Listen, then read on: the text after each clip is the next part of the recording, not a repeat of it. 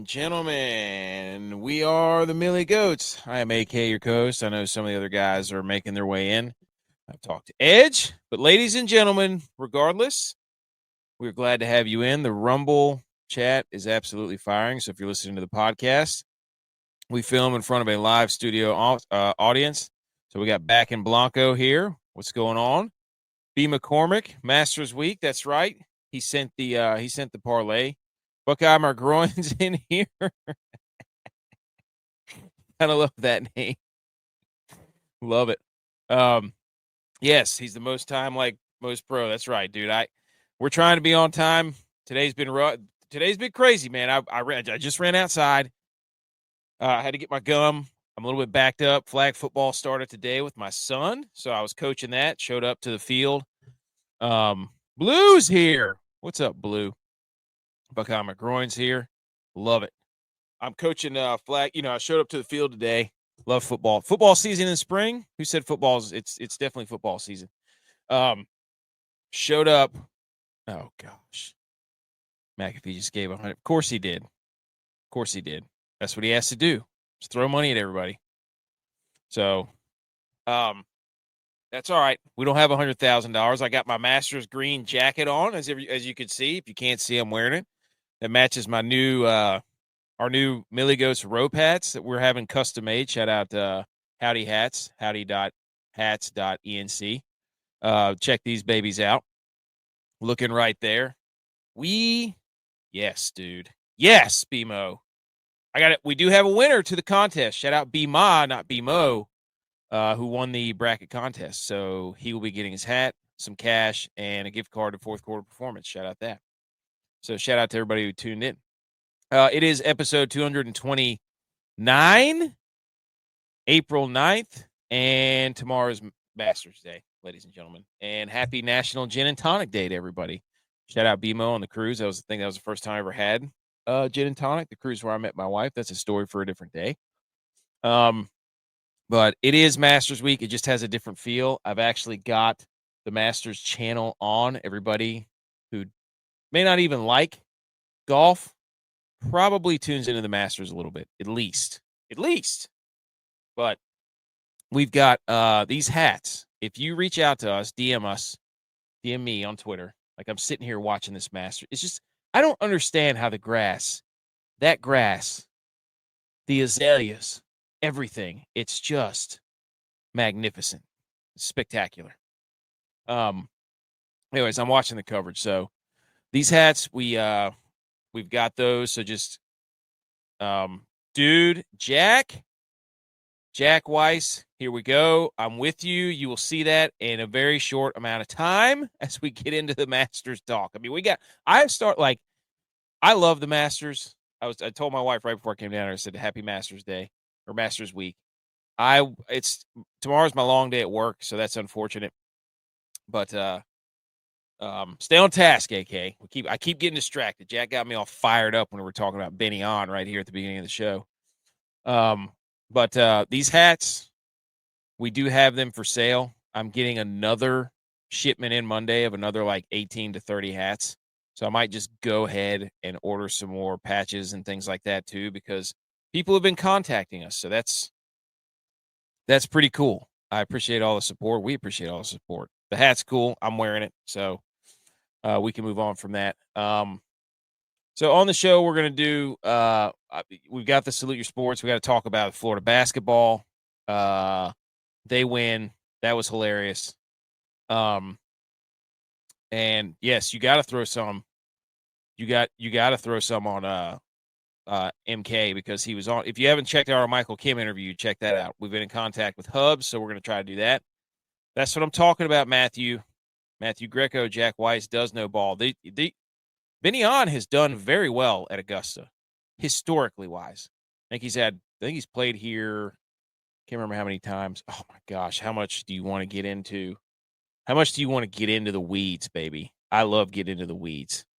Just check out this nice hat. Benny On has played in the Masters.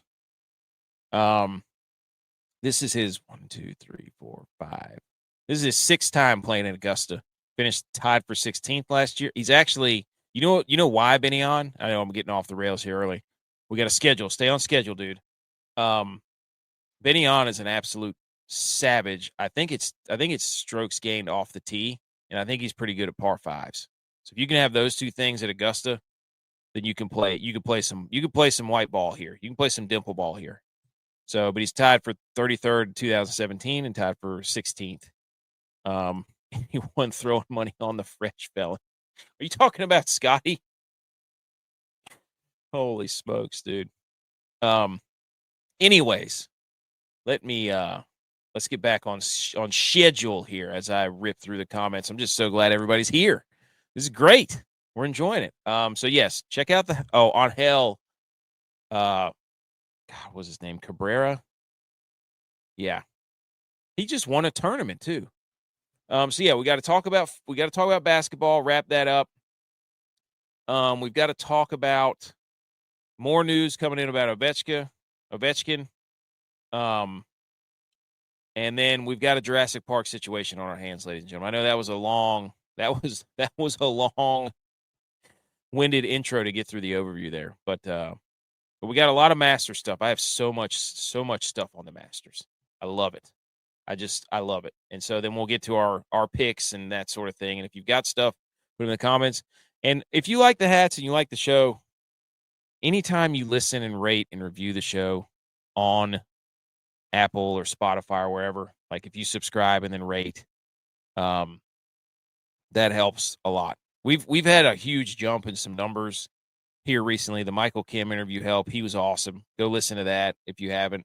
Even if you want to skip the first 30 minutes where we're just BSing about other sports stuff, he starts about 30 minutes into the Michael Kim episode, which I think was 2 episodes ago. Go check it out. He's awesome. It'll give you a reason to root. He's somebody you need to root for this week. He's cool.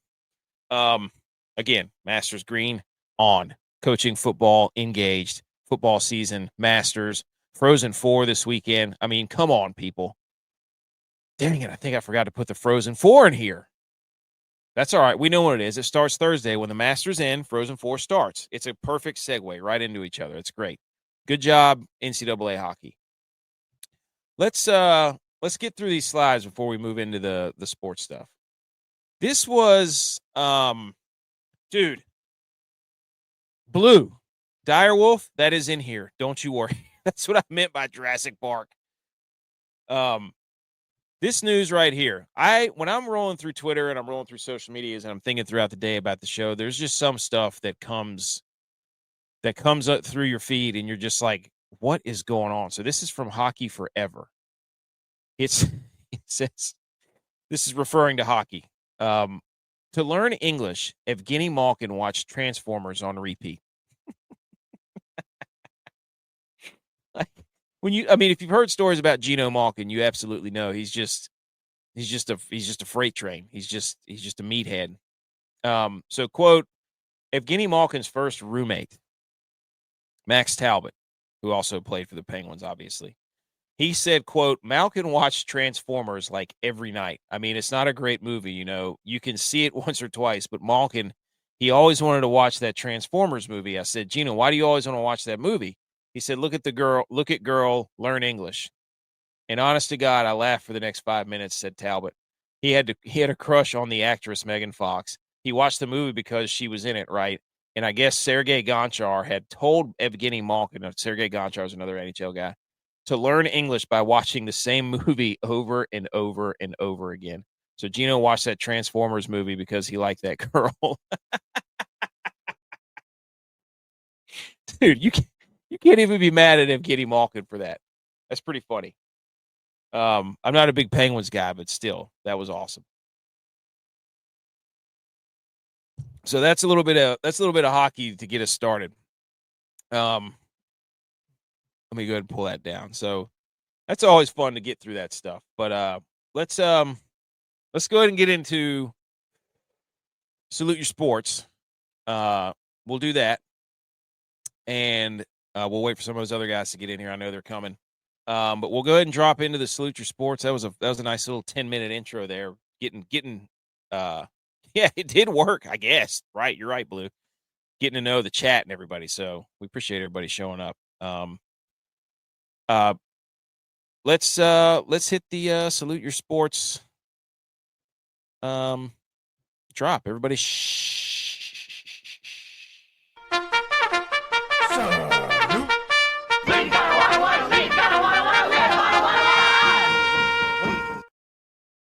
Okay, salute your sports. There we go, ladies and gentlemen. The headlines from across the sports world. NFL is a little bit slow right now. That's fine. We already said it's football. Oh, I didn't even do the gin and tonic stat. Hang on. Gin often was made illegally in bathtubs by mixing cheap grain alcohol with juniper berry juice, which would lead to several illnesses and death. I forgot I wrote that. So that's a little dark. Let's bring it back to the light. Gin and tonic, absolute Debbie Downer right there. We don't need a Buzz Killington. We don't need that, ironically. But that's a gin and tonic fact, whatever you want to call it. But yeah, so the headlines are as follows, and I've got slides to match these up. And going through this stuff, it doesn't. I've hey, no problem here. We're still gonna have a good time. Number one is epic collapse by Houston. Okay, we got to go back to Monday night where the game is way too late. It's another one of those things on the list where, why is the Super Bowl on a Sunday? Why is the national title football game on a Monday at 9:30? Why is the national basketball game on a night? I feel like there should just can we not just fix this across all people who run sports and say, let's just all get on the same page here and just realize that watching a huge sporting event is best done on a Saturday, and let's just leave it at that and figure out how to do it then. I don't even care if I have to wait another week. I mean, obviously you don't want – could we push the national title game to Saturday? I mean, wouldn't that be awesome to have the Masters run right into national title game? Huh? For college basketball. Or maybe we'll get the Frozen Four title. I can't remember when the Frozen Four title game is. Dang it. But anyways, so we had the epic Houston duked themselves. They got duked. They duked themselves. What they did to Duke, they did to themselves. So the guy didn't even get the last shot off, whatever. I can't remember who the heck it was, but great closeout by the MVP, the tournament's most valuable player, Walter Clayton. Just ate up a whole bunch of space on that last shot. I mean, I feel terrible for that kid. Clayton went up to him after the game, and everybody was like, wow, he's, what a good sport. Hey, Clayton could have walked up to that dude who didn't get the shot off and just been like, hey, in your face, dude. In your face. Suck it. Better luck next year. Oh, wait, there is no next year. Who's saying that he went up there and gave him motivational encouragement or whatever? Nobody's saying that. So, but yeah. P. McCormick says fresh mint and gin on ice. Oh yeah. And Buckeye McGroin says whiskey for me. Let's go. And then number two, the story is Ovechkin continues. The Ovechkin stories just keep coming in. It's spectacular. And then we're living in Jurassic Park now, which is not good for all of us. They can't be. You can't. Every movie or show that ends with reviving zombies and things like that, it's just not going to be great. It won't end well, especially with the way AI is developing. It's just not going to happen. So, but those are the three things we're going to talk about. So we're not going to come back to this slide, but we're going to go. We're going to go through each one of these topics. So, Florida went from being eliminated in the first round of the NCAA tournament in 2024 last year to winning the national championship the very next year. What a turnaround. So they lost to Colorado last year as a 7 seed in the round of 64, and Colorado was a 10 seed. And then this year, they win and beat Houston 65-63, battle of the 1 seeds. Just some, Florida's road, when you look at the Ken Palm stuff, is absolutely outrageous. They were like the number 2 or 3 rated team, Ken Palm, whatever. I don't even, some people use that. They go by those rankings. And then they ended up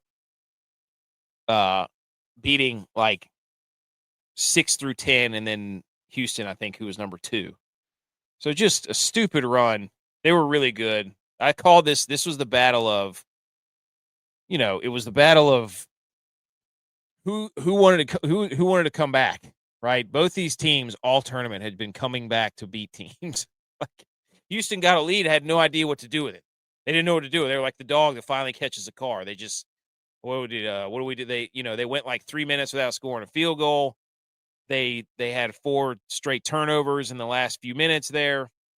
Like it was just bad, which is weird because their team was really old. But that last shot, dude. Oh, I thought it was interesting that the funniest thing I thought for Houston, like if I had to turn one thing and be like, this is my takeaway from the game, is that all those videos that came out of Houston, like doing get on the ball, wrestle for the ball, loose ball drills. The ball was on the court, on the ground in the national title game, and they couldn't even get it.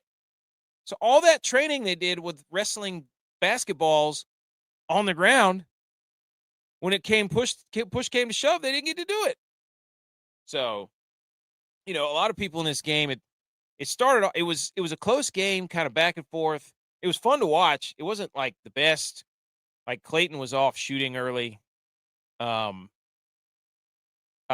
didn't call a lot of fouls in the first half, and so you're sitting here thinking, oh, okay, this is, as a fan, you're like, they're letting the boys play. They're letting the boys play. And then in the second half, what's his face got that technical, and then it went on like a shout out Drew at work. He said the fouls went 11-1 in favor of Florida after that technical. So once that happens, I think they ended up getting over 20 fouls in the second half. So once that happens, you just like, your whole brain is like, I thought we were letting them play, and now we're just calling fouls all over the place. And it goes to ask the question, why would they want Florida to win? Now, granted, Florida beat like Missouri, Alabama, Tennessee in the SEC title game. And then they went, they beat Houston. I think they beat Texas Tech, who was ranked up there in the Ken Palm stuff. Like they were mowing people down. So it was a fun game to watch. I mean, I remember saying before, I'm like, these two teams aren't going to be able to get it going because they're both so used to like turning it on late, being like, we're the veteran team. We're the ones that if we get down, we're never out. And so it was a down but never out off is what it was. Nobody wanted to get ahead because they knew the other team was going to come back. That's exactly what happened. So anyways, but the one shining moment was freaking hilarious too, because they did their best. They did their best to make it look like the first 2 to 3 rounds were really good. And it was a bunch of block shots and a bunch of like jump balls to start the game and coaches yelling and players yelling. It was not a lot of, you had the one buzzer beater from Queen from Maryland, like the inbound from Houston. Like there was not a lot of drama, but they tried their best. So the one shining, that song is dumb. As soon as that thing comes on, I'm like, this is, ugh. But shout out Florida, I guess. Poor Houston. Freaking Kelvin Sampson just standing there, just completely dumbfounded as the ball's just rolling around on the court. Unbelievable. Oh, so with that win, Florida now becomes the only school. This is from College Football Live, at College Football Live. Florida now becomes the only school with 3+ football and 3+ basketball national title games. And this is what from their tweet earlier. They said, in honor of college basketball starting, here are the teams of the NCAA official football national championships and basketball national championships. Arkansas did it in 64, 94. Cal was football champions like 5 times in the 20s and 30s, and then once in the basketball. Florida did national champions in football, 96, 06, and 08, and then they've done it 06, 07, and 25 in basketball. Maryland's done it. Michigan's done it in football and basketball. Michigan State has done it football, basketball. Ohio State has done it football and basketball. They don't have Ohio State's 2024 one on here yet. Stanford has done it in both Syracuse and UCLA. Now, a lot of these are dated. So this is interesting. You've got 2 SEC schools and the Big Ten, basically. So, all right, Blue. Hey, thanks for popping in here, Blue. You're the GOAT. You're the GOAT.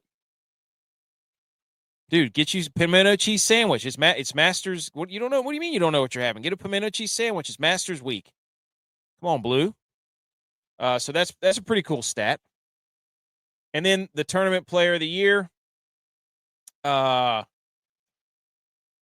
most outstanding player was Walter Clayton. That's knows he didn't. I mean, he was clutch late there with even on defense late. Like that closeout he had, and he was all over him late, like defensively. And he was incredible the whole entire tournament. I think he had back-to-back 30-point games. He's the only other person to do that in the tournament, like the Final Four, Elite Eight, was Larry Bird or something stupid. It was something crazy. So it was a pretty cool story for him. A whole beef bowl from this. Hey, man, I made steak, broccoli, and onions tonight. No rice or anything. Got a beef strip coming up, Blue. So shout out Walter Clayton. That guy probably made himself, I don't know how many millions of dollars. But that was outrageous. So who's another guy in basketball that could say he made himself a ton of money? There were a couple of couple guys you can think of off the top of your head. That'd be an interesting debate. Which basketball player in the tournament made themselves the most money? Right? That'd be a cool debate. And this is from JBR Bracketology. Shout out JBR, getting a shout out on Part of My Take. Shout out Part of My Take for shouting out people. Kudos to you guys. So the final 2025 NCAA results by multi-bid conference. The Big 12, Western, and West Coast Conference outperformed their expectations this tournament. The Mountain West and Big East had the worst performance, and the SEC had a mammoth 14 bids, 20 wins, 20.73 expected wins, and still outperformed expectations, with Florida winning the Natty. The Big 12 had 7 bids. They had 11 expected wins. They got 14. And then the West Coast had 2 bids. They had 2 wins. Big 10 had 8 bids. They had 13 wins. SEC had 14 and 23 wins. The ACC had 4 bids. They had 5 wins. The Big East, not great. So, but that's always cool to see that. Shout out JBR. Love seeing that stuff. And here's the real reason they wanted to get the refs involved, ladies and gentlemen. The SEC amassed $77.6 million for March Madness success. I think, no. There was some, they get each win or each level, they go further. They get more money. It's just like the NBA, NFL playoffs. So, and it just makes you wonder, guys. It just makes you wonder. The SEC, $77.6 million from this March Madness. And people wonder, where does that money come from? Well, they cycle that money right back in cahoots with the TV deals and the broadcasts and all this stuff. So you can pee on my leg and tell me it's raining, but I can also read the tea leaves. And when money is involved, there will be favoritism shown. You scratch my back, I'll scratch yours. So just interesting. And then the final piece from this game. Some Big J journalists are throwing a fit because a Florida student reporter had the audacity to get excited during a national championship. Yeah, she kept this chick was Bennett, whatever his name was, who scored a late bucket to get the over in one of those games. Walk-on guy, and was famous and viral for having his interview with this chick right here. She filmed herself getting excited because she was in the media box, and all the people who all the people who cover sports that pretty much have thrown away their fandom, they have to peacock around and be like, look, I don't get to be a fan, and that's what you have to sacrifice to get trust with the players. Shut up. Shut up. Right? You wonder why people are gravitating more towards outsourced media, not mainstream media. It's because you guys think you own everything. Just relax. She was excited. Who cares? What's it matter? What's it matter? Leave her alone. Anyways, it doesn't matter anyways. Like, why do you have to give? You're writing an article about her getting excited about writing articles because her team won. Get over it. Maybe show a little more passion, reporters. Maybe how about that? All right. Let's move on. We move on to the Ovechkin. Edge sent this picture to me. I don't know where he got it, but pretty cool. The Ovechkin mania is still sweeping the nation. They just clinched the Metro, too. I just saw a graphic, too, of the Caps. They've won the Metro like 9 times out of the last 15 years. But this is a picture when Ovechkin was drafted and Gretzky had his goals, and then they took a picture underneath. It was Gretzky 894 and Ovechkin 895. That's crazy. Well, that's just crazy. Just crazy. That's pretty cool. And I love, ESPN got a hold of Ovechkin scoring. They brought PK Subban on. And, of course, they had to do the who's the GOAT debate. They did a cross sport, cross NBA, cross whatever. Who's more the GOAT? Whose scoring title means more, Ovechkin or LeBron? And so Subban and Shannon Sharp and Stephen A. Smith were debating whose all-time scoring record means more, LeBron or Ovechkin. They did it. They figured out another way to cross. It's like what's that movie? The Quantum Realm. Whenever they figured out how to go, the Avengers figured out how to go back into the quantum realm and change the parallels of time. They figured out how to. People were tired of hearing the LeBron MJ. So they needed somebody else to get a scoring record so that they could put it up against that too. Holy smokes. So shout out First Take for even thinking of that. And I know that they're just sitting back in their chairs being like, wow, that was genius. Look at all this engagement. But it's just like, a bunch of idiots, man. Like, we're laughing at you, not with you. So, but anyways. And then shout out to Budweiser, okay? With this whole Ovechkin thing, Budweiser Zero sent all 28 goaltenders who blanked Ovechkin in their careers. Budweiser sent them a Budweiser Zero can in a limited edition box saying Budweiser Zero of 895, meaning 895 goals, the greatest goal scorer of all time, couldn't score on these kings of zero. So they sent him a non-alcoholic beer. That's incredible. Shout out Budweiser. That's pretty funny. Not going to drink your beer, but shout out. That's Cujo, Curtis Joseph. Awesome hockey mask. Awesome nickname. And then finally we get to, I was hoping Tex would be here, but he's not. The Colossal Biosciences.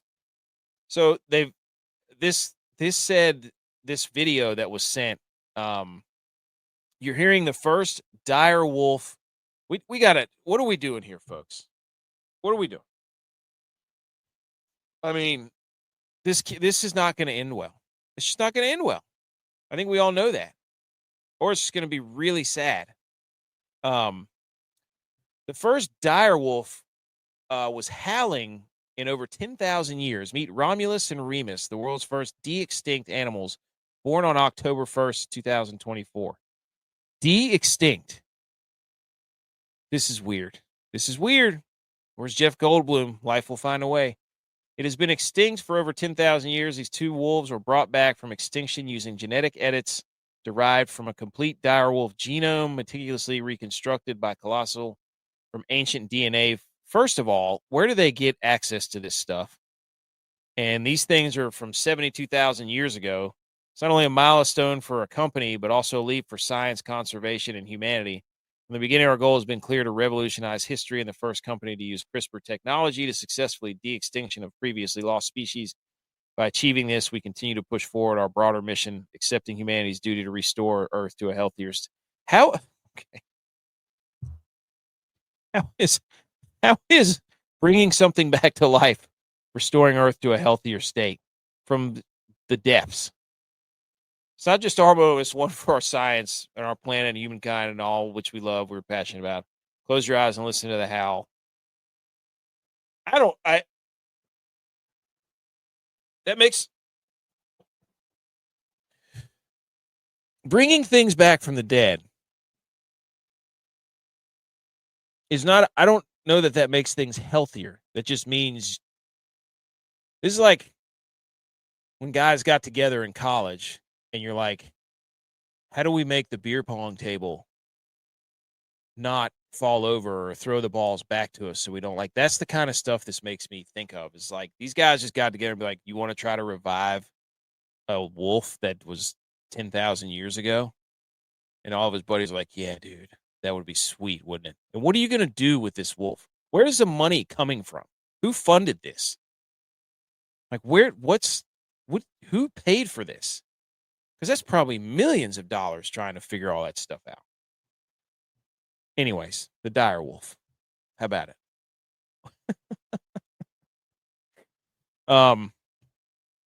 Okay. That's enough of the dire wolf stuff. Let's that's a way to lead it in there. We got a little water cooler debate real quick. Let's do that real quick. How about that? Everybody shh. Are you serious? Oh my God, you're an idiot. Are you kidding me? Okay, water cooler debate. Not a true water cooler debate, solo. So I put one in there just to be safe. This was choose one mask to wear, and you'll gain all of the abilities from the character who wears it. And so I was looking through this, and I don't really know what all these masks do. I'm not really sure what the top right one is. It looks like something from 300 or maybe even what's that movie that what's his face is in? Gladiator. But you got the Green Power Ranger, you got Batman, you got Black Panther, you got the Mask, the Jim Carrey, you got Darth Vader, Deadpool. I forget who that is. I don't know who this is. Not entirely sure who that is. Boba, the Mandalorian, and then Venom. So if I were to choose one just to live out my childhood, it'd be hard not to be the Black Panther for one, but definitely the Green Ranger. The Green Ranger was a certified stud. So if I'm picking one from this list, it's 100% the Green Ranger. Playing that little flute and then the dragon comes out, dude, save the franchise. Save the series. Save the team. Put the team on his back. So then he morphs into the White Ranger, which shout out to my mom for going around trying to find the White Tiger Zord for who knows how long. So I don't know what this guy over here is.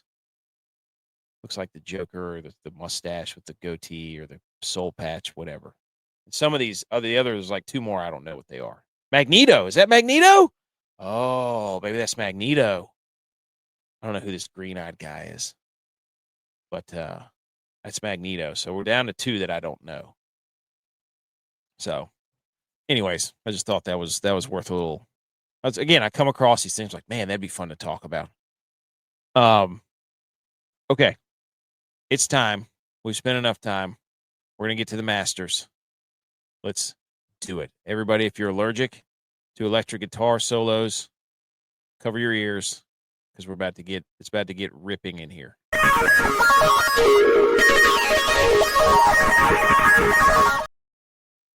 Okay, here we go. Let's talk about the Masters first. Right out of the gate, ladies and gentlemen. Right out of the gate. Hold on, let me send a quick little, let me remind myself, 35 minutes. Masters. Okay, I've got all kinds of stuff here. G.U.Y.S sent in some memes to get the Masters week started, I think yesterday or on Monday or whatever. It's Tiger hanging out with this, is this Trump? what's Melania? I don't know who it is. One of the Trumps.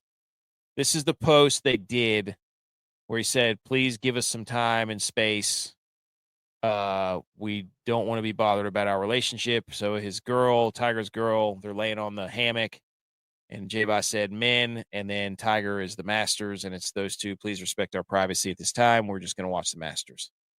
Oh, and with this same meme, we made another meme that says, "We're the girl laying across Tiger's chest," and it says us and you, and then Tiger is our $1 Masters DraftKings contest, which is in the comments or in the show description.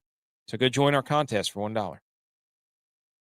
J.U.Y. also made a meme of the infamous JMU sideline kick return where J.U.Y. is laying face down in the turf on about the 15-yard line, arms behind him, returner hurdling him as he goes into the end zone for a touchdown on a kickoff return. And that guy is the Masters Week, which is the guy hurdling him.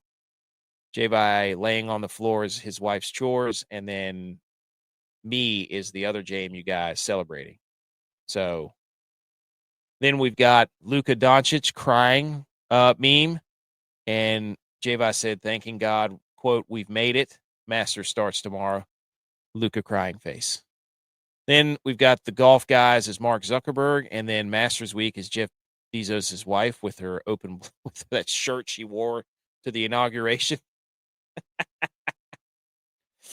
Let's get into so before we start this, there's a lot of like news and tidbits that have come out to start the Masters. So if you hear me take a break, I'm taking a drink. But let's get through some of the news and notes that we've heard thus far leading up. Golly, that grass. Just like, don't you just want to go? I wish I could like vote on the grass of like if I could just go take a nap, if I could just go take a sleeping bag and a pillow and just pick where I could go. That's what they should do one day, is be like, Augusta should just offer, hey, you and your buddies get, one night to come out and sleep on the grounds, do like a tent, and just sleep there in the off season when it's not the Masters. So, and another cool fact I heard from Minwoo Lee is that the gift shop at Augusta is only Masters apparel during Masters week. So after that, the Masters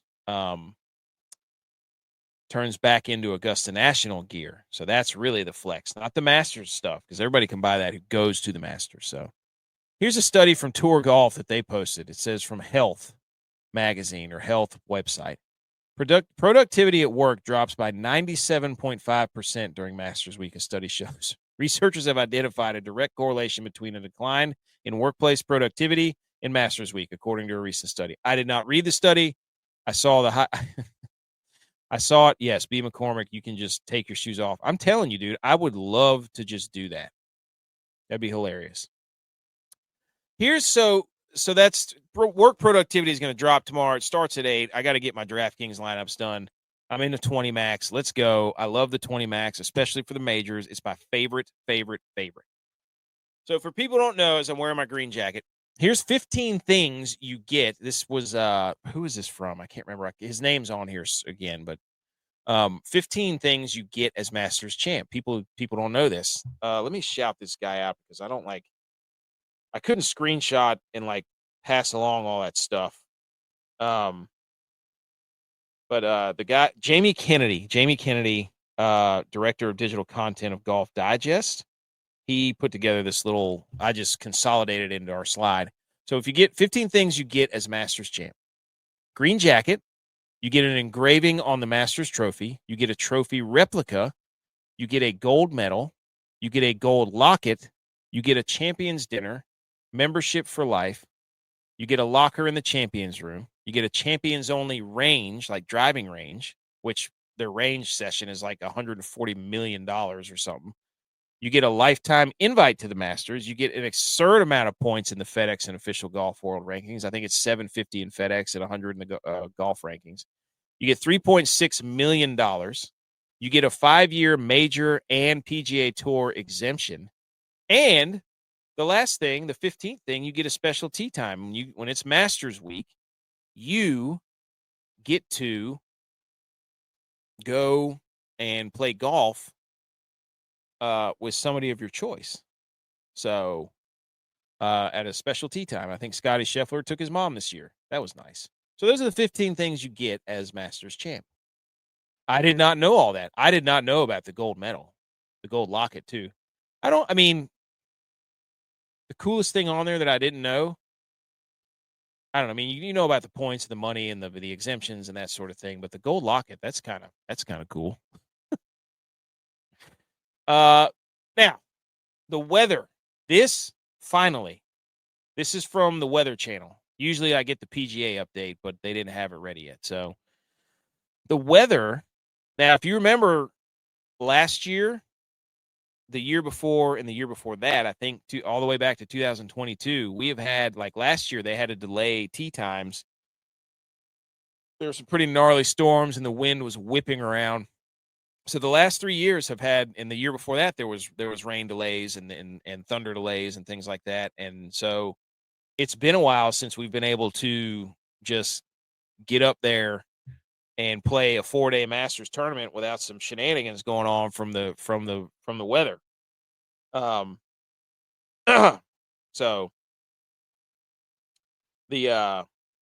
but yeah, so we the 4-day, it did rain early in the week, so that's they were trying to figure out. Most of the players were talking about that, and then you had Hurricane Helene that came through that kind of knocked out a bunch of trees and stuff. And so they, listening to the players talk. I mean, I watch everything about this week. Like I get home and I just leave live at the Masters on for like 17 straight hours. But you get you get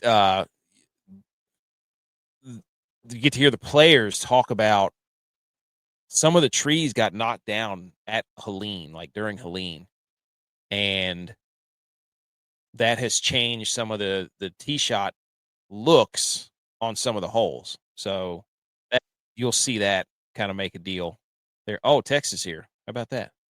Got here just in time. He missed the Direwolf talk. I will get his opinion on that though. We got to. But anyway, so on Thursday, tomorrow, we get 75, a little cloud, little wind, little chance of rain, but 75, pretty much partly cloudy. Friday, we get 70, a little chance of precipitation goes up. I've seen anywhere from 24 to 40%. Wind's a little heavier. And then Saturday, 67. G.U.Y.S is there, by the way.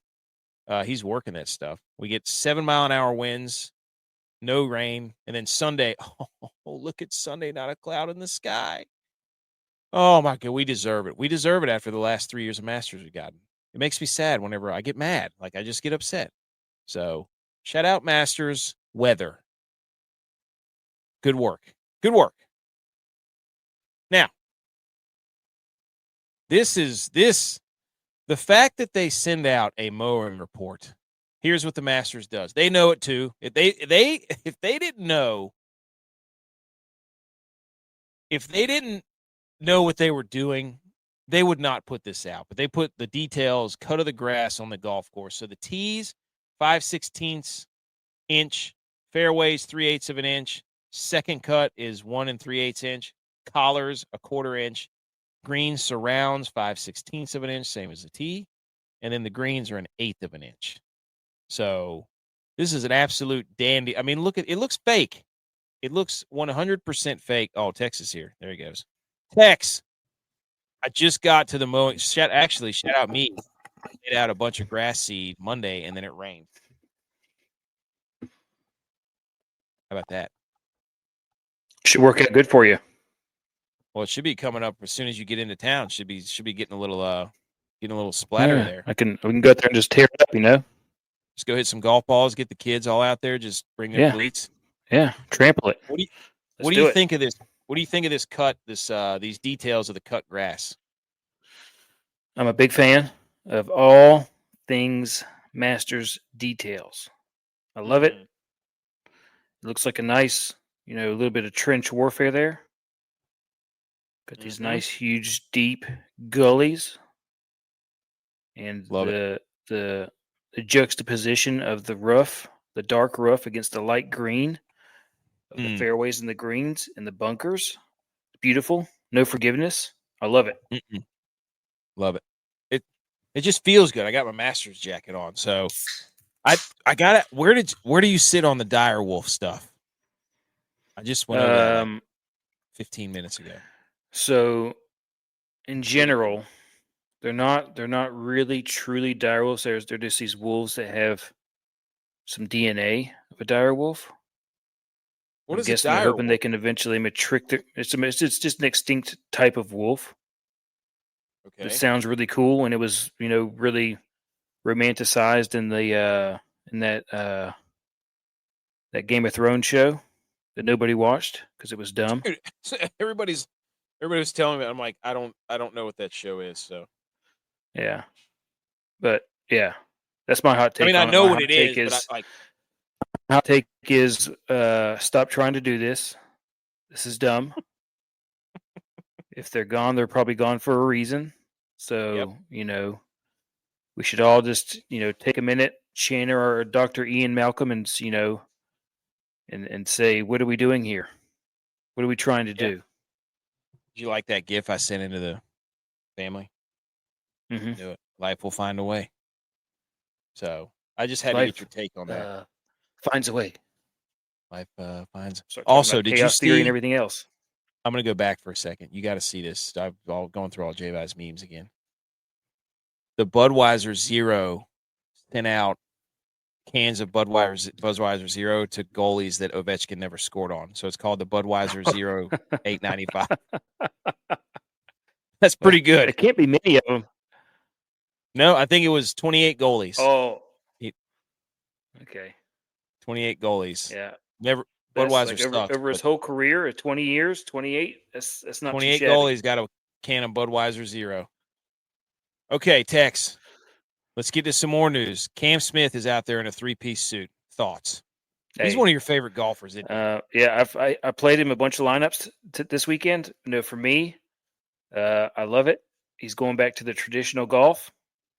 Make golf traditional again. Mata. Make golf Magta.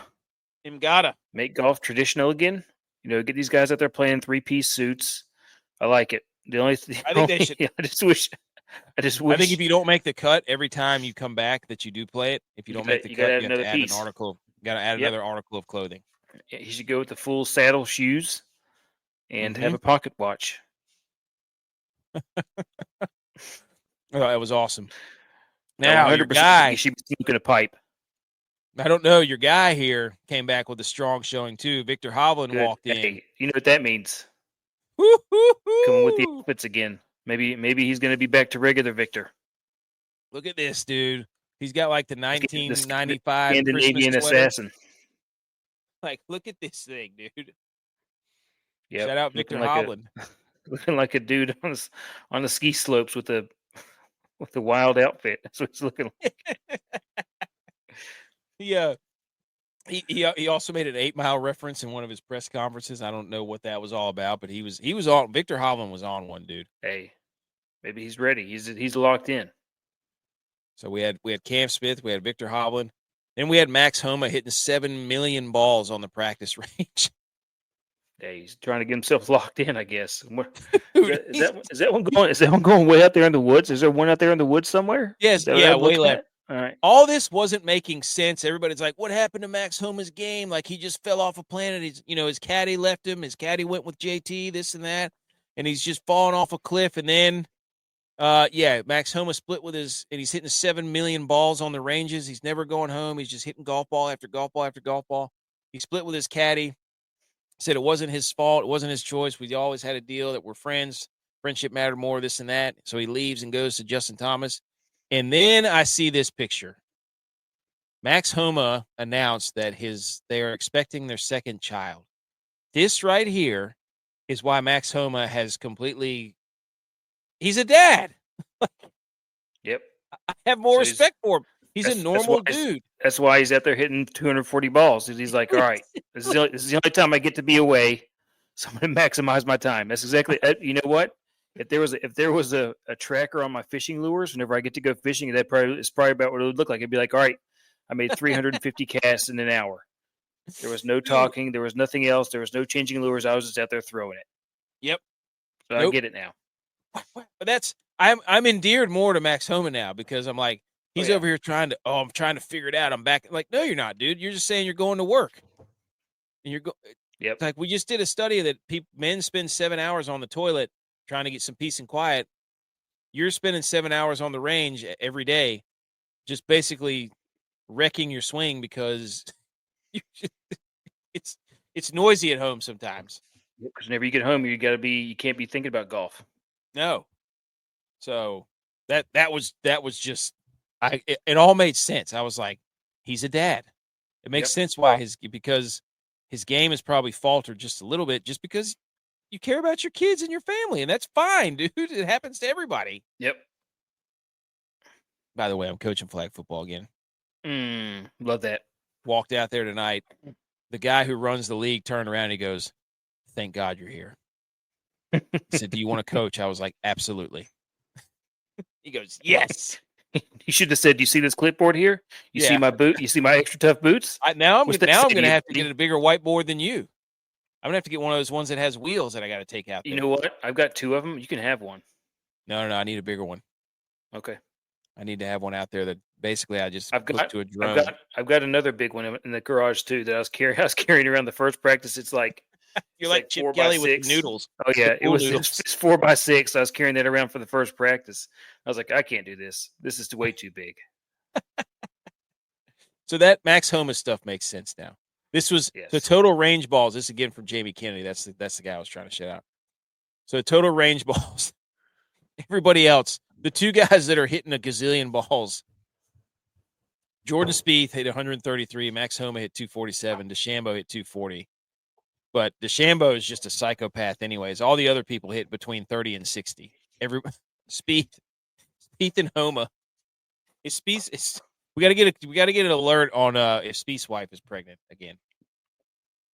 That would be a hilarious correlation, I would have to say.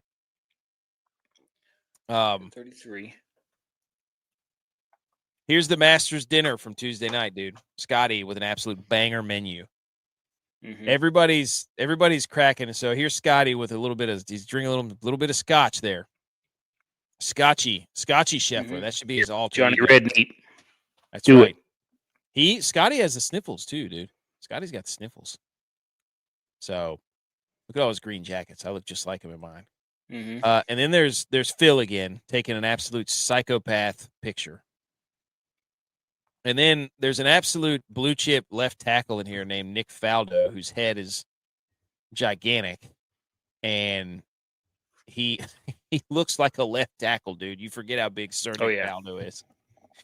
Him and John Rahm. But anyways, some of these, it's just funny. So Phil Mickelson standing behind Scotty after he talked trash to him, and beside Fred Couples, so Phil just rubbing elbows up in there. I wanted to do a little Scotty appreciation slideshow. Scotty Scheffler has the lowest career scoring average, a minimum of 20 rounds, at 70.4 at the Masters. Scotty versus the field in his Masters career since 2020, 60 or almost 70% greens in regulation, 4.5 par 5 scoring, birdie or better at 17% on the par 4, scrambling at 63%, 1 putts per round, 7.4. Scotty just owns this course, dude. He owns this freaking course. I'm trying to look at my exposure so I could see how much I played him. Here's some more. You want some more, Scotty? The last 3 years, his master rank, scoring average first, birdies are better first, bogey avoidance first, par 5 scoring first, strokes gained off the tee first, greens in regulation first, strokes gained approach first, strokes gained around the green first. The last 3 years, Scotty Scheffler has just put this course in a body bag, dude. Mm-hmm. Unbelievable. That's pretty good. Eight major statistical categories, Scotty Scheffler, and everybody's like, "Oh, he's not going to return your investment if you bet on him." It's like, I'm going to bet on the guy who is first in everything, literally. Yeah, I was going to go there as well because I played him in 19% of my lineups. I made 20 lineups. You played him he's in at least 4 or that's 5. What I'm going to do. I'm going to do 3 to 4. So I got him at 5, but I've also got like my highest exposure. I don't know why I did this like this, but I Let's did. go. My top guys, Bryson DeChambeau, Mm, who's hungry. He's mm. probably the most hungry of all the guys. Doesn't have kids either, I don't think. Doesn't have kids. Matsuyama, Mm. Kepka. Ooh. Well, I got a bunch of dudes who are tied at 3 for 19%. Mm. But my top two, DeChambeau, Matsuyama. DeChambeau's in 38%. Matsuyama's in 24% of my Big lineups. DeChambeau guy, huh? Apparently. And then I got at 19% of my lineups, I got Kepka, DJ, Jason Day, Auberg, Cantlay, McIntyre, Henley, Scheffler, more, and then dropping down to 14% is Morikawa, Schauffele, Willie Z, Lowry, Reed, Kim, Mike Kim, Billy Goats Bump, McNeely, Yes, Millie Goats bump. Millie Lee, Goats Mike. Neiman, Spawn. And then it drops off after that. Played, got a pretty diverse I like Henley. Henley's selection. a good one. He's on fire. Yeah, he is. That's why I played him. Henley's on fire.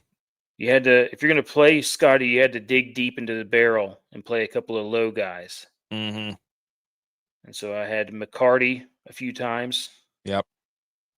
Pavon, hopefully he'll catch on at Cavaria. He was hot for a minute last year. Pavon. I put one with Phil Mickelson. Gotta have a Phil lineup. Yep.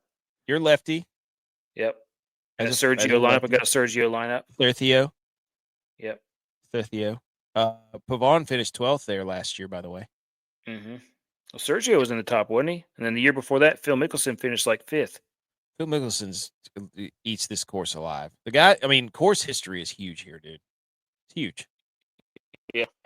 Well, he probably gets to play it on a regular basis, too. Yeah. He probably just plays it once a month. Probably. Scotty, best cumulative score to par since 2020 at 32 under. 11 strokes ahead of second, 17 strokes ahead of third. Eats this course alive. He eats it alive. We also had the par 3 contest. Nicholas Echevarria. Played him. The person who has won this contest, I think, has never won the actual tournament. Played him. So doesn't mean they won't finish. To make the cut. That's all I need. Just make the cut. Just make the cut, guy. Top 50 makes the cut, by the way. So yeah. 95 golfers, top 50 in ties, 3.6 milli to the winner. But yeah, there was 3 hole-in-ones today. 2 on number 6. Brooks Koepka had one. Keegan Bradley. And I cannot remember I can't remember. Maybe it was Echevarria. But it was Keegan Bradley and Brooks Koepka. I know there was 2 on 6, 2 hole-in-ones on 6, and then there was 1 on 4. So there you go. Echevarria. Not a good sign. Cancel him. All right, here's the best spurts golf from Ron Close. This course, off the tee, 12th easiest. Driving distance in 2024 was the highest, recorded at 301.5. Few hazards and the second widest fairways lead to 71%. I mean, off the tee is where you can eat this course alive. It's just, that's the only metric where you have an advantage relative to other courses. A second toughest course to gain on approach because the greens, I mean, that's what they are. That's, specific angles to tricky pin positions on firm greens are key. Even with non-penal rough, errant drives in the wrong spot lead to lowest green regulation rate when missing the fairway. So if you hit it in the fairway, you can eat it up. The most difficult course to gain strokes around the green because golfers lose an average of negative 0.11 strokes per every short grass chip. The toughest course to gain strokes putting. The toughest course to gain strokes putting. You don't have to be a great putter, but it's tough to gain them on putting. Inside 5 feet is very average. Greens get progressively more difficult each foot away from the hole, leading to a 4.24 3-putt percentage. Hardest par 4s by a large margin. 4th toughest par 3s. You got to score on the par 5s, which have a birdie or better rate of 41.9%. Got to eat the par 5s, dude. This is the reason for Ron Close again. One of the most essential areas players will have to conquer en route to victory will be the 4 par 5s. It's evident the par 4s and par 3s are above average normally. So the last year, Scotty's par 5 scoring when he won it was 9 under. John Rahm's in 2023, he was 10 under on the par 5. Scotty again in 22 was 8 under on the par 5s. Hideki was 11 under in 2021 on the par 5s. And Dustin Johnson was usually the only person who wasn't significantly under par was Danny Willett in 2016. Everybody else ate the par 5s alive. And they were average -3 under on the par 4s. So they absolutely ripped up the par 5s. And so guys who are really good at par 5 scoring eat this course alive. I wouldn't say eat it alive, but they have a significant advantage if they're a good ball striker. Yeah. So the highest trends, this is another one from Ron Close. Course experience matters here more than anywhere. A long shot winner is improbable. Pay no attention to that when I give out the sexy 6-pack. Okay? There might be one that's 90,000 plus 90,000. Maybe. Recent winning experience is significant. Current form, especially tee to green, is paramount. An elite putter is not required. See, there you go. Bomber's paradise. So unrestricted feeling of being able to swing away amid a wide swath of parkland. He believed that good drives should be rewarded by not staying out of the penalty areas, but by making the second shot simpler in proportion to the excellence of the first. Feasting on the par 5s, tight, uneven lies around the green bring out the best short gamers. So you need all that. So this is not a Brian Harmon course. This is not a Brian Harmon course. People who can absolutely that's why Rory not winning here is crazy. It doesn't make sense. He's like one of the longest hitters on tour, if not the longest hitter. Since 2021, a percentage of Masters rounds under par among 6+ rounds. Scotty, 75%. 75% of Scotty's rounds, the last 6 rounds, are under par. That's stupid, dude. Second with the most under par, minimum 6 rounds, Willie Z. Played him. Willie Z gets 67% of his rounds under par the last 6 rounds. Morikawa almost is at 56%. Spieth, get the hell out of here. I'm not doing it, Spieth. Not doing it. Not doing it, Spieth. I played him some. I only played Rory in 10% of my lineups because I don't trust him. You don't trust him? No. You're gonna love this slide I have later then. So this is just a, screenshot this if you'd like. BMO says it feels like a Bryson kind of weekend day. Tex played a lot of Bryson, dude. Played a lot of them. All up on some DeChambeau. Yeah, so this is a cool chart. I just thought it was awesome. Some of these names are surprising, sub 72 Masters rounds since 2021. Keegan Bradley, I like him.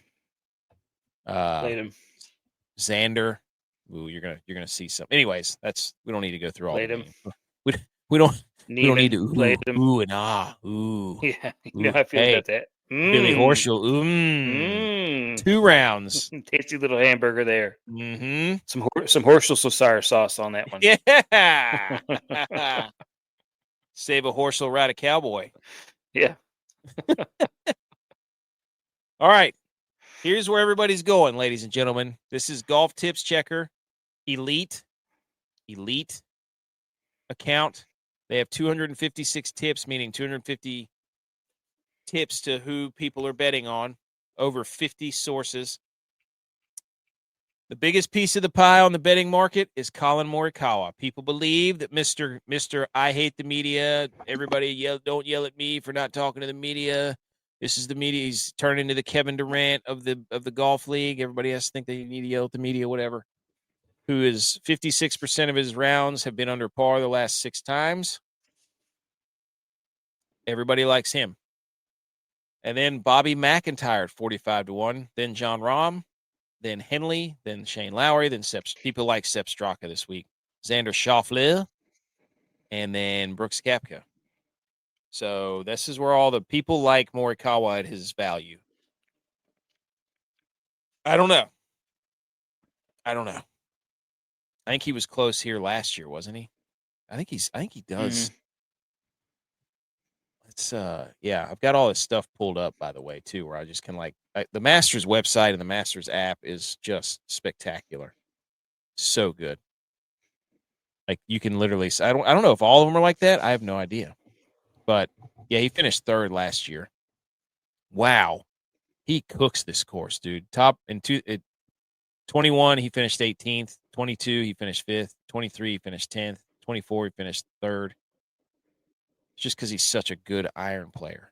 Huh. People like Morikawa. There you go. Now, Tex, it says don't pick a long shot. But if you were to look at this list, who from this list of long shots would you put an E unit on? Okay. This is from plus 5,000 and above. Is exactly right, my friend. Now, there's a couple of names here that stick out to me. I like Denny McCarthy. This is his second time playing. He's an absolute putting savant, and he's been playing really good golf. So I would say Denny McCarthy plus 15,000. Not advice, but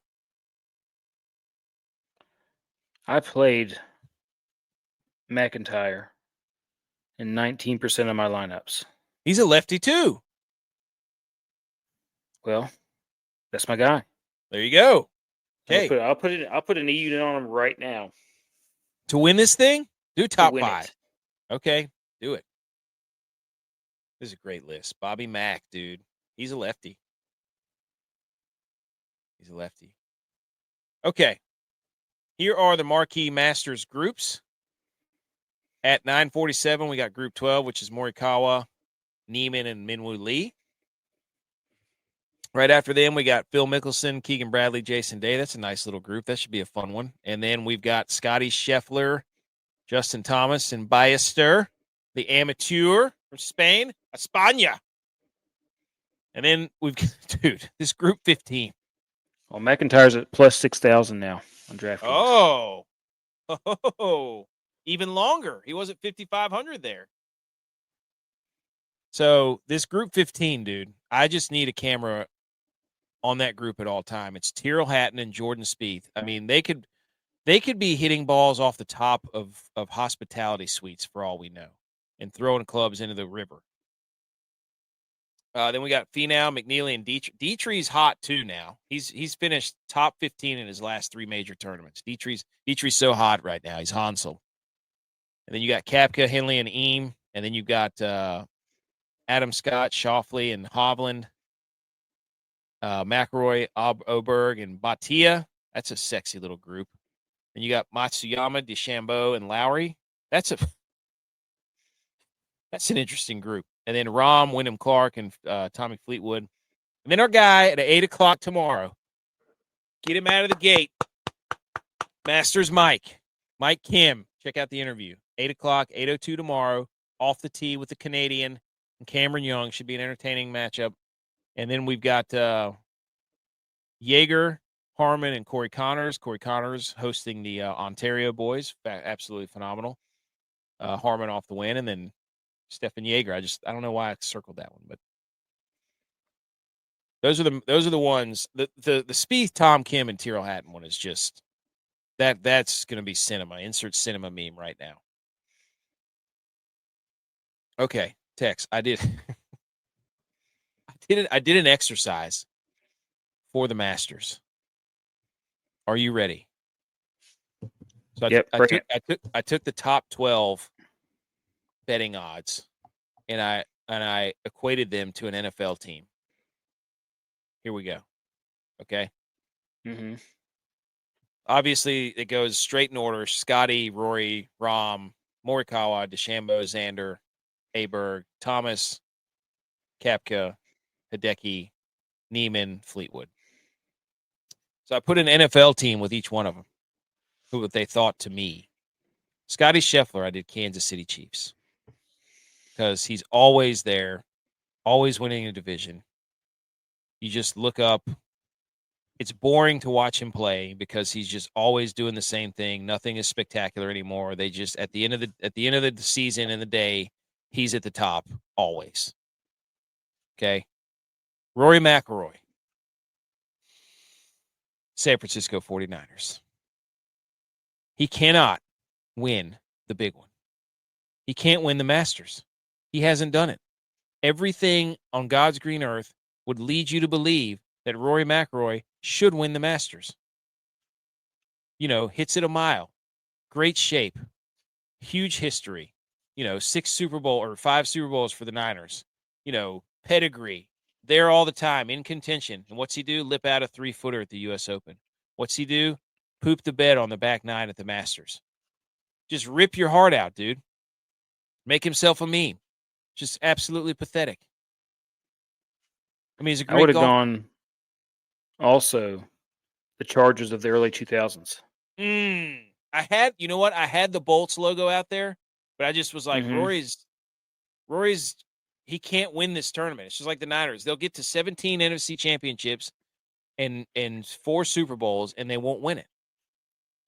Like, he'll get to all the other important games and win those.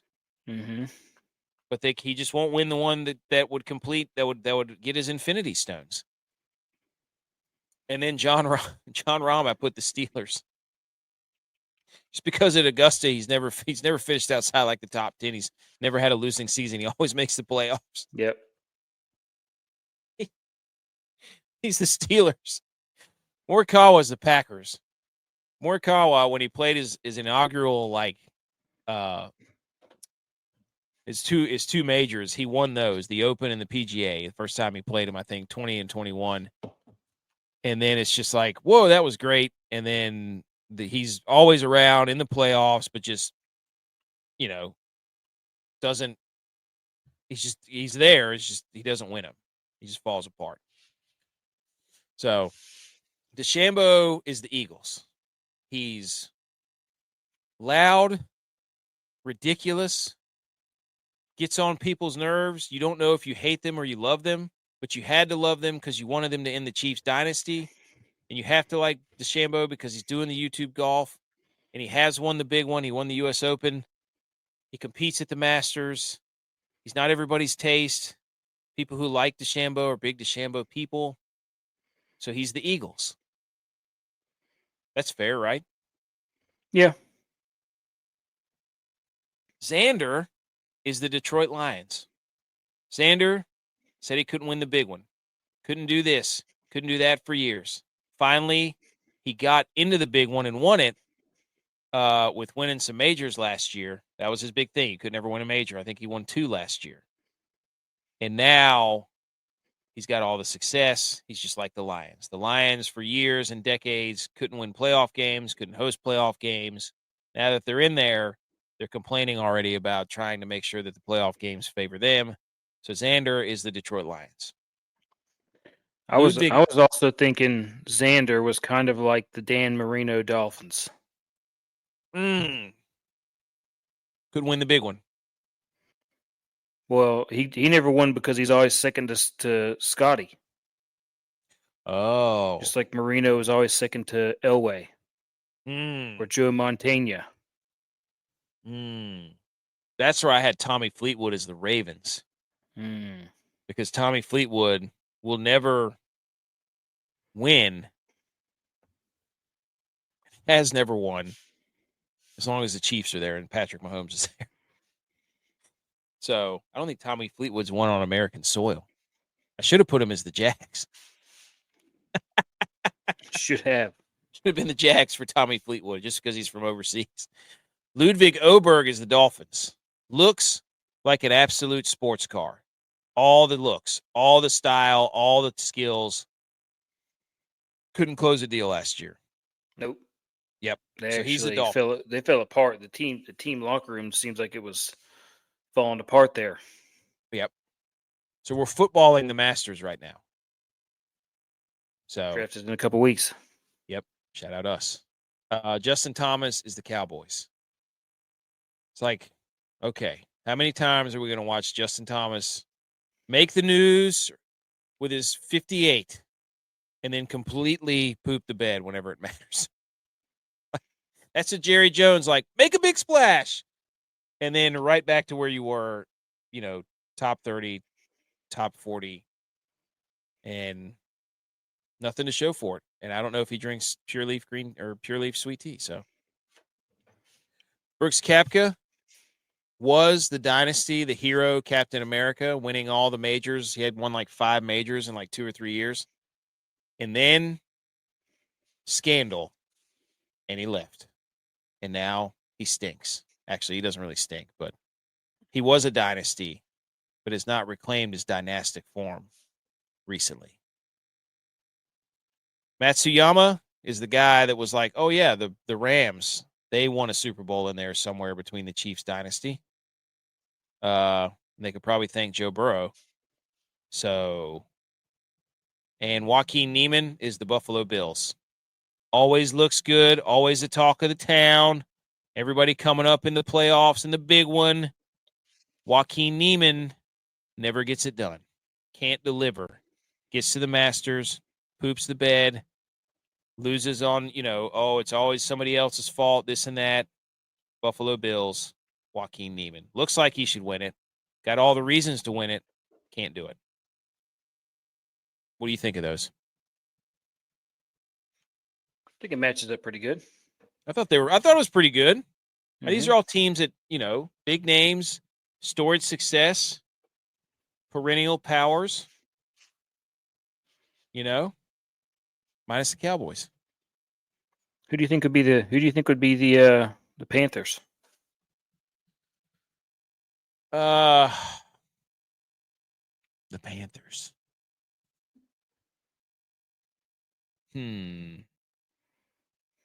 The question is, do we believe in Bryce Young? That's the question. What are the Panthers? They don't run the ball well. They don't throw the ball well. You've got some young, promising talent. So I'm just trying to figure out who the Panthers are. Right?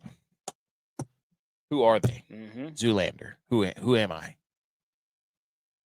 So, will you tell me, who would the Panthers be? Oh, there you go, BMO. I love it. Maybe, yeah. Yeah. Ricky Fowler. You're right. He was the hottest thing going in 2015-16. Great job, BMO.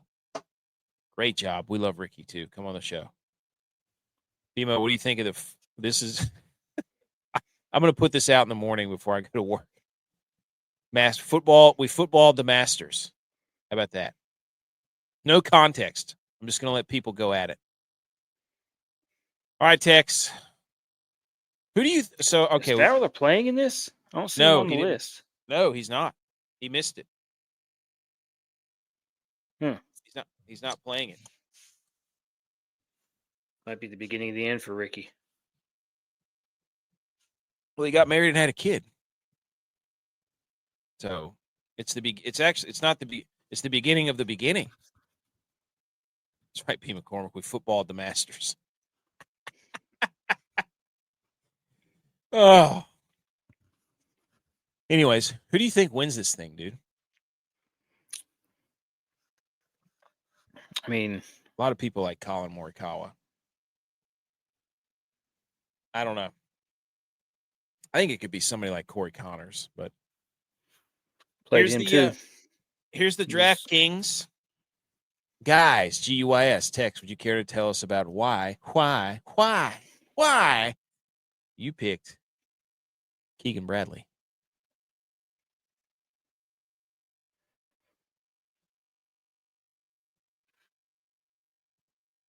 Did you hear me?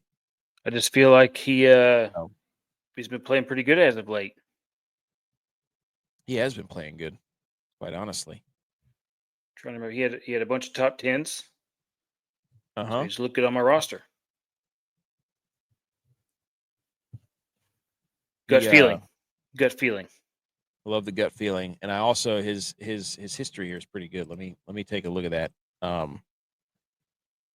yeah, I think he is playing well. But his history here, he's played in this thing how many times since 2012? 1, 2, 3, 4, 5, 6, 7, 8. He's played this thing 8 times. He's been top 25 his last 2 years here. So, oh yeah.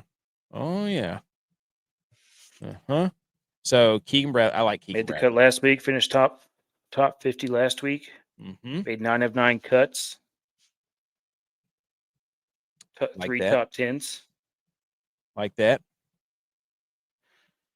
Let's see what didn't putt so well. Didn't putt so well last week though. Let's see what he is off the tee. Was he off the tee? Keegsland Bradley. But in the last few tournaments, he's been 47th, 20th, 5th, 34th, 65, 15th, 6th, 15th, 5th. So it's not too bad. No. Trying to look for Keegan Bradley here. Made the cut in everything he's played. He's Gonna make the cut for sure. He's gonna make the cut for sure.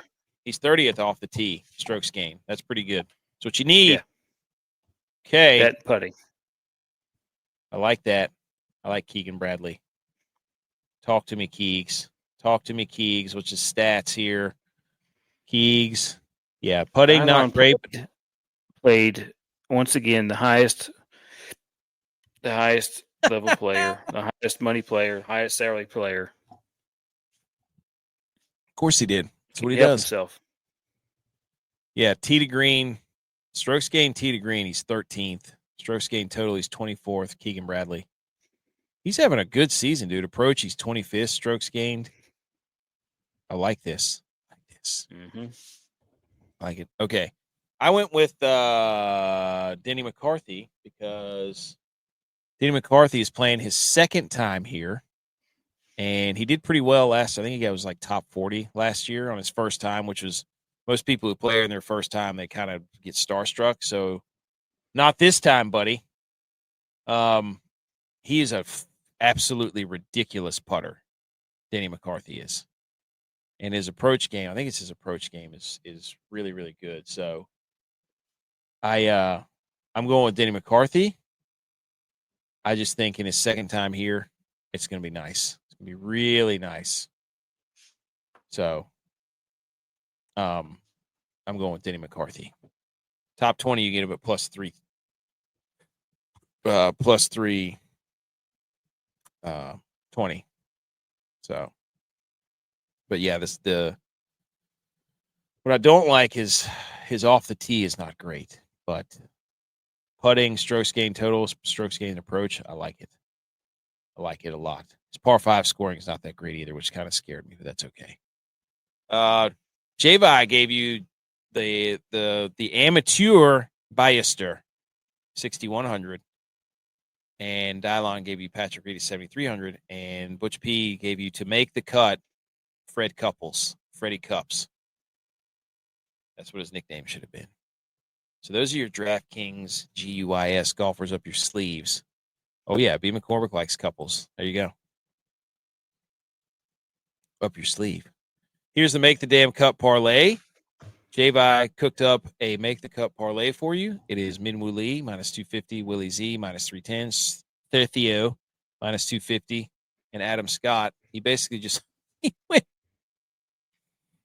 Sergio and Adam Scott, dude. Love it. That's +283 on DK DraftKings. Shout out J.Vi on the boots on the ground. Here's the sexy 6-pack golf winners.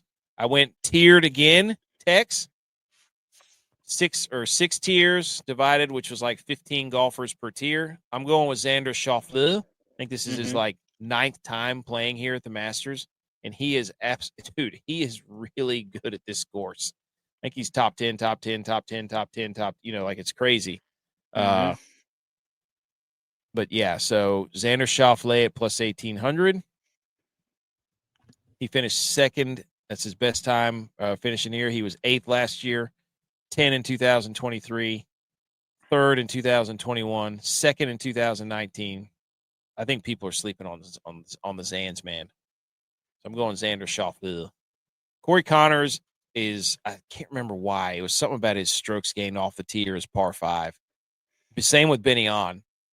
in the third tier. So Connor is plus 6,000, Benyon plus 14,000. Both of them had, I couldn't remember if it was par 5 scoring, but maybe it was both of them. But maybe it was one of them had really good off the tee statistics. And then obviously in the fourth tier at plus 17,000, Denny McCarthy, because he's an absolute putting machine. And then Pavon, I told you, played here last year and finished like 5th or whatever it was. And then Shank has played here before too at plus 90,000, dude, like way down there. And I'm pretty sure he played here once last year and finished 12th. So Shank knows how to play this course, dude. Like, and he's way down there, plus 90,000. That's a guy you could put in there with Scotty. FYI. Shank. How about that? How about that, Tech? Didn't know that, did you? Didn't know that about Shank. Okay. That's a lot of Masters stuff. I'm super excited to watch the Masters, Tex.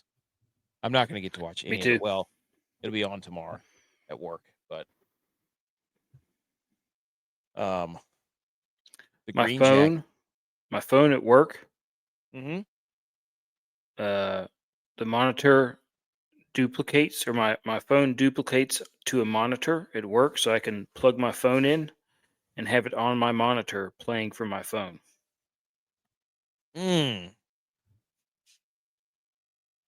That's pretty sick. Adam Scott, by the way, par 5, birdie or better, is 3rd on tour. Sepp Straka's up there. So, man, just looking at all this. Look at all this stuff, dude. We're going to do all this talking, all this research. You have anything else on the Masters? The par 3 is awesome. Can't wait for day one. Kids hitting balls all over the place. For me to look at my lineups and be like, check these bad boys out. Ooh. First, I love it. I love this because there's only 95, so 50 make the cut. So it's very possible to get a lot of guys with 6 out of 6. And you can have a nice sweat on the weekend. I love it. Okay. Waiting for some balls of fury on my DraftKings screen. Let's do, what do we have next? It is, I think, just some How Dare Yous. I think I just have 2 quick ones. All right. You ready? Let's do some How Dare Yous. Shh. How dare you? How dare you? How dare me? How dare you? How dare you? How dare you, sir? You're gross. How dare you? How dare you? Do you want to go first? You want me to go first? Yeah, my how dare you goes out to these guys who redid the dire wolf and called it a dire wolf. Let's just let dead dogs lie. Let's let dead dogs lie, man. Literally, they're dead. Who funded this? Let them lie. That's what I want. They're trying to bring back the woolly mammoth too, and I think that's a bad idea. That's a terrible idea. Yep. Have they not seen Ice Age? The movie? We're like 10 years away from them trying to do like a velociraptor just to see. Yeah, Komodo dragon velociraptor splice. We're gonna be having poisonous velociraptors running around here in no time. Venomous. You know, mating with dire wolves and hanging out with woolly mammoths. It's gonna be like a Fortnite lobby in here. How dare you? Also, here's my how dare you. It goes out to the fantasy footballers, usually guys who I like. Come on. Come on. We know you see the shambles meter. Okay, you can't just come up with a dog meter and think that we're not going to call this just because it's basically the same color coding here. Okay, the dog meter looks a lot like the shambles meter minus the RG3 croissant face. So how dare you, fantasy footballers? We respect you. We think you put out a lot of good content. You're very original. This one doesn't pass the smell test, okay? Who is Al? Huh? Who is that? Oh, that's a guy from the show. Oh, okay. Yeah. So they've got, no dog, some dog, dog, too much dog, dog meter. This looks very similar to our shambles meter. And they just unveiled this, and it's just odd that the timing has come whenever the shambles meter is back in full swing. You can't fool us. Secondly, how dare you, Chick-fil-A, to this guy, Rhode Island man, lost 132 pounds by eating Chick-fil-A every day for more than a year. We can't do this again. This did not work out well the last time we had No. fast food guy loses a bunch of weight. Can't do it.